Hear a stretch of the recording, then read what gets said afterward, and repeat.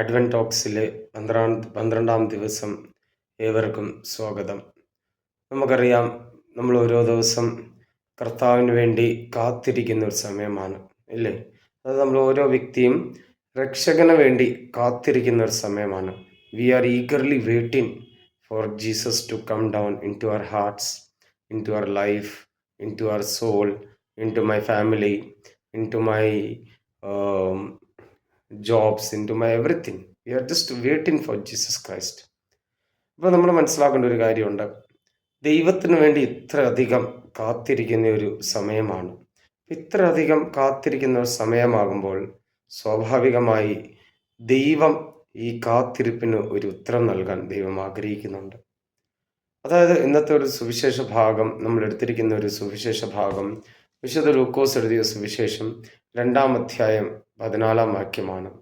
അതിപ്രകാരമാണ്: അത്യുന്നതങ്ങളിൽ ദൈവത്തിന് സ്തുതി, ഭൂമിയിൽ ദൈവകൃപ ലഭിച്ചവർക്ക് സമാധാനം. നമ്മൾ മനസ്സിലാക്കണം, അത്യുന്നതനായ ദൈവത്തിന് സ്തുതി ഉണ്ടാവട്ടെ, ഈ ഭൂമിയിൽ ദൈവകൃപ ലഭിച്ചവർക്ക് എന്നേക്കും സമാധാനം ഉണ്ടായിരിക്കട്ടെ. ഈ ഒരു വാക്യത്തിൻ്റെ 2 കാര്യങ്ങൾ മാത്രം നമ്മൾ എടുത്താൽ മതി.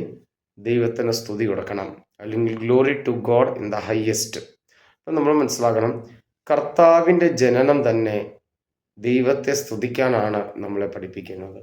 അതായത് വിശ്വാസിയായ ഞാൻ ഈ ഭൂമിയിൽ ജീവിച്ചുകൊണ്ട് കർത്താവിനെ സ്തുതിക്കണം.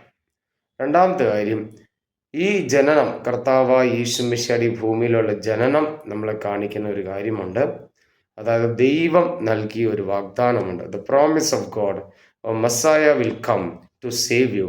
നിങ്ങളെ രക്ഷിക്കാൻ വേണ്ടി നിങ്ങൾക്കായി ദൈവപുത്രൻ കടന്നു വരും. നമ്മൾ മനസ്സിലാക്കണം, ദൈവപുത്രൻ കടന്നു വരുന്ന ഒരു കാര്യമാണ് ഈ ഒരു പ്രോമിസ് ഓഫ് ഗോഡ്. ദൈവം നൽകിയ ഒരു വാഗ്ദാനമാണ് നമ്മുടെ രക്ഷയ്ക്കായി മസിഹ അല്ലെങ്കിൽ ഇമ്മാനുവൽ നമ്മളെ രക്ഷിക്കാൻ വേണ്ടി കടന്നു വരും. 2-ാമത്തെ കാര്യം നമ്മൾ മനസ്സിലാക്കണം, ഭൂമിയിൽ സമാധാനം ഉണ്ടായിരിക്കട്ടെ.